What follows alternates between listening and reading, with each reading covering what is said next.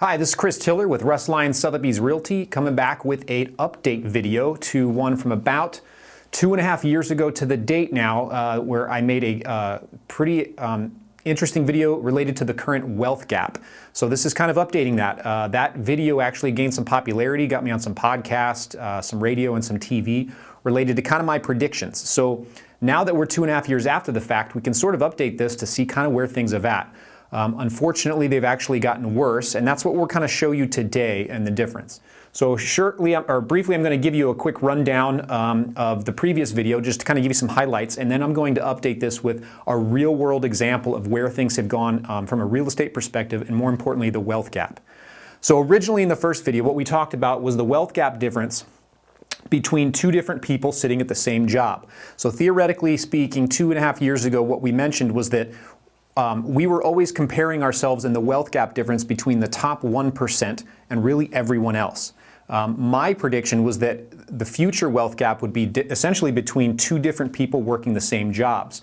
The difference being that the person sitting next to you decided to rent for 30 years and the other person decided to purchase at that time back in, I think we did April of 2021 video. So when we compared those, we made some assumptions. So over those 30 years, we had to kind of make like I said, assumptions based on where we thought the market trends would be. I was very conservative at that time, and you'll see why these number changed have drastically been altered by the last 2.5 years. So those assumptions originally were a $400,000 purchase, averaged about to a $2,000 a month payment because you had a 3% interest rate. At that time, it was actually lower, but again, I was trying to be conservative at a 3%. If you're watching this video now, it seems crazy, but at the time, people were worried that 3.5%, 4% was something that the market couldn't handle. Where we sit today at 8%, it's kind of ironic looking back now. The equivalent was we were comparing to someone that was paying $2,000 a month rent. They were comparable houses. What you could get back then for $400,000 versus what you could rent for $2,000 was about the same. One of the other assumptions we made was that appreciation would stay on average at about 5% per year over those 30 years. Obviously, it has been drastically more than that over the time frame. But anyway, that's what we had originally assumed. Why it's been worse since, or my predictions at the time, was interest rates. We thought that at the time that they would go up. Obviously, that has come to fruition. Appreciation, I thought that homes would definitely appreciate at least 5%. My prediction was 10%. I was a little high by about 2%. We thought inflation would go up. Obviously, that has come to fruition. Stagnant wages, 100% come to fruition. And immigration. This isn't necessarily foreign immigration. This is due to a lot of people relocating from California, jobs moving here in general, and anytime you increase the number of workforce within any geographic area, the wages stay stagnant. You have a higher supply of workers, so the demand for higher wages decreases. People are willing to take less money. So this was kind of the wrap-up of what that wealth gap looked like. Between the two people that were renting and one was buying, the average over 10 years was an increase in value of about $402,000 in wealth discrepancy between the person that was buying and the person that was selling.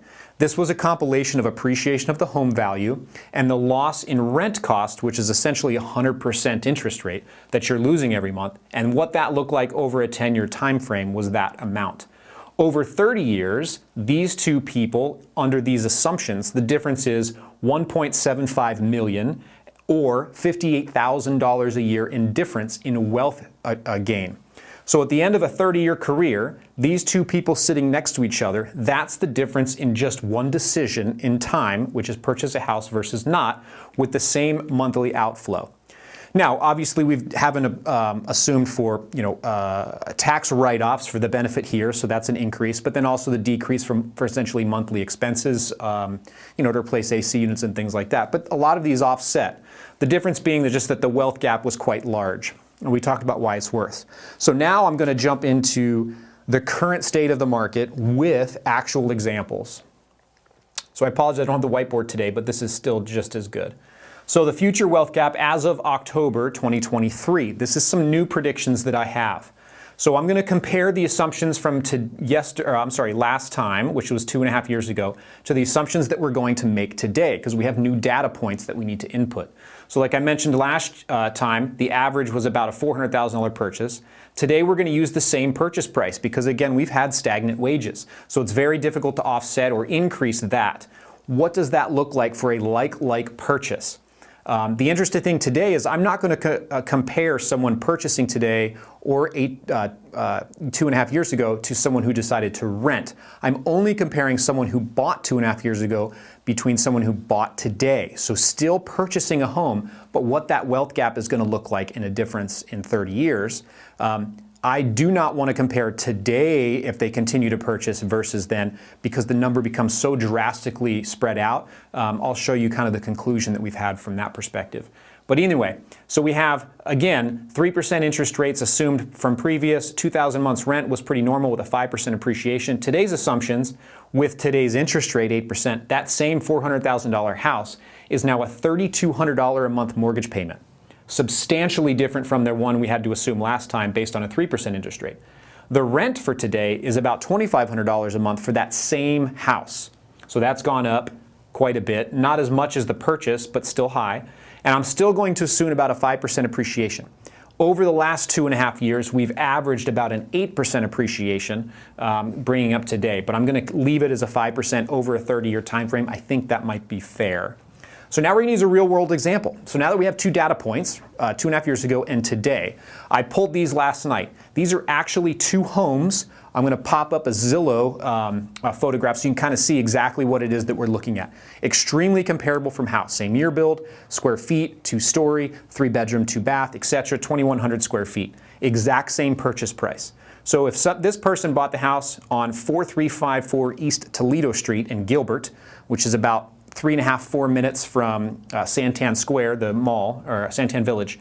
In April 2021, they paid $390,000. I don't know the down payment, so we're just going to use the purchase price as the mortgage to make it like for like.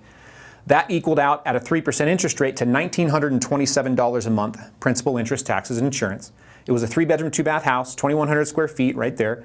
So over the life of that loan, this person who bought 2.5 years ago is going to pay $201,000 in interest over 30 years, making total payments of $693,000 for that $390,000 purchase. So that's kind of the difference and why 3% interest.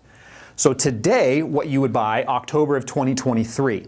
So that same $390,000 purchase price, it gets you two very different houses. Now, instead of being in a very high desirable, very close proximity to amenities, restaurants, workforce, things like that, the freeway, this purchase for a very, very similar house, like I mentioned, is now in Santan Valley.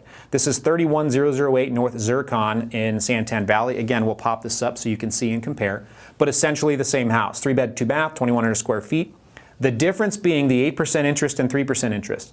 This person who buys today will pay $640,000 in interest versus $201,000. The total payments are $1.13 million in change. Here's where it becomes really, really significant. This is the difference between these two people who bought 2.5 years apart over the lifetime of home ownership for the next 30 years. The big one that I think will stand out to most people is the monthly difference in payment for this same house. $1,218 a month savings between the two same types of houses as far as style to be in a less desirable area, farther out from everything. Probably if we do get any type of adjustment in the market, will decrease faster than this one. It's a substantial difference. You're paying $439,000 more in interest, which equals out to about $69,000.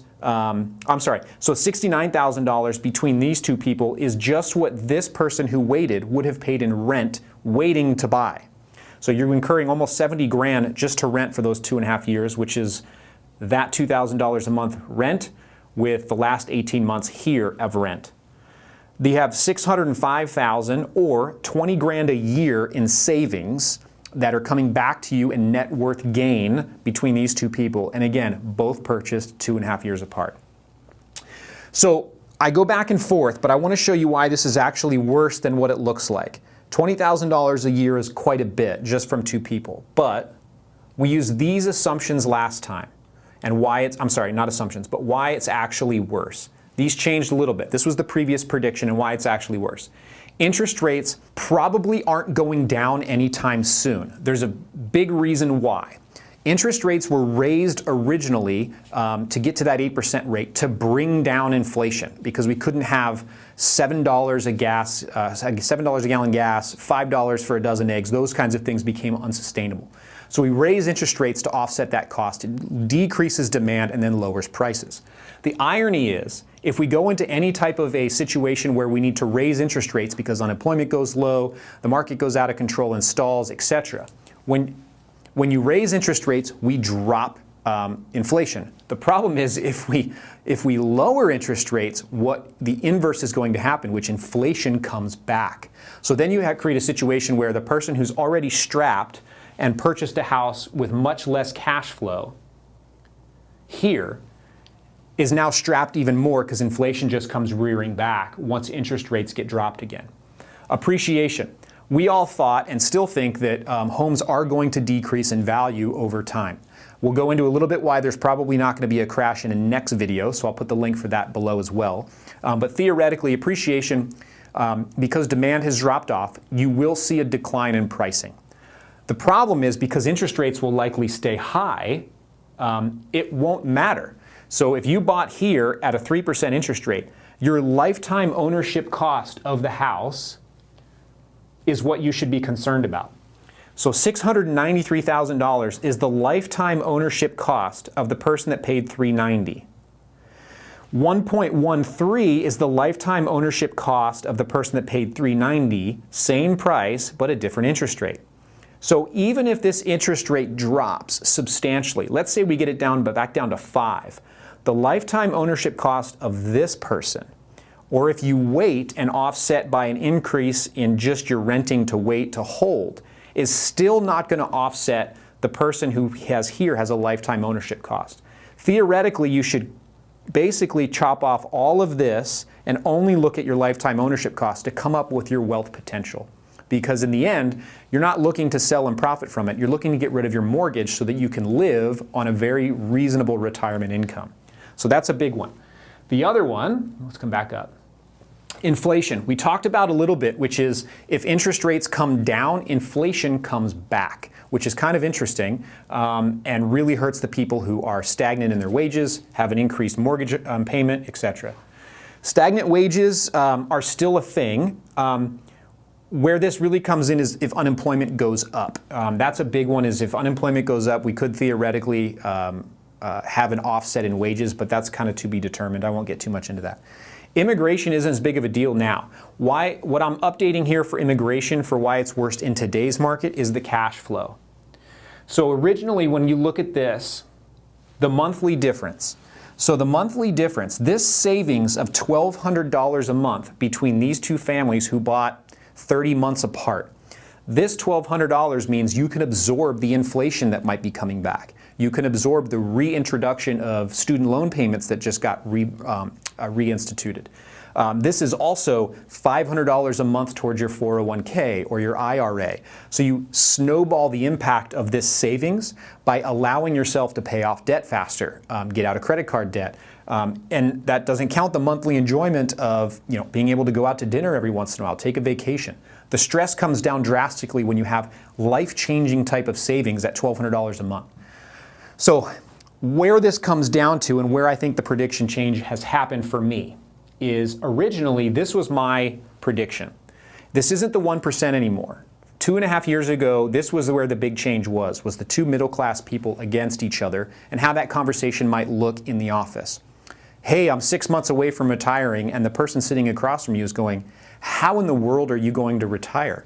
My rent just went up to $3,700 a month. The inflation has gone up. I can't afford a new car. All of these things are problems. And he says, well, I just paid off my house.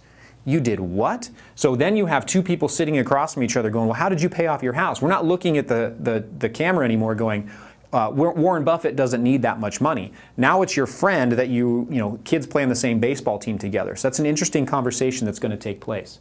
Here's the difference that I see though. Because that was two people previously, one rented and one bought, now you're going to see a drastic difference between even people that made the same decision but 30 months apart. This number grows even wider if it's people that bought earlier when this price was actually lower before the big boom. So if you bought, let's say 8 years ago from this person, you may have bought the house for $200,000. It's drastic. So this is where I think this is headed.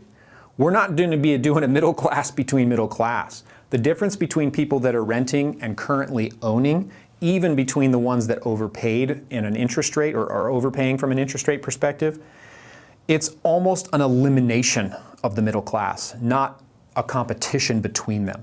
These are two different lifestyles. These are two different people with things that they can afford to do. Retirement is an option. Renting, it won't be. So this is a scary one for me, but I really think that we're kind of headed in that direction where you're going to have really two different classes of people, which become property owners and renters.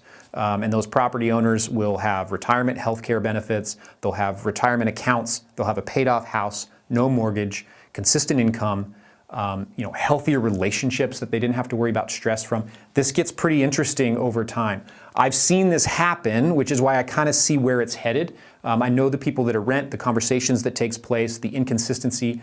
If you've ever rented before, you know it's awkward. We know all those people that have rented for 3 years and then get the letter in the mail that says, hey, I'm selling my house, you got to move out. So the stress that comes along with all of these choices is a real thing. So it's going to be interesting where all this plays out. I look forward to making another video in 2.5 years or so to kind of see where this has progressed, if it's gotten worse or better. But that's kind of what I'm predicting now. So if you have any questions, let me know. I'll put a couple of links to some of the previous videos that explained where we were before. And you can always reach out to me if you have any questions or feedback. I'm always looking for different data points. And we'll see you on the next one. Thanks a lot. Bye.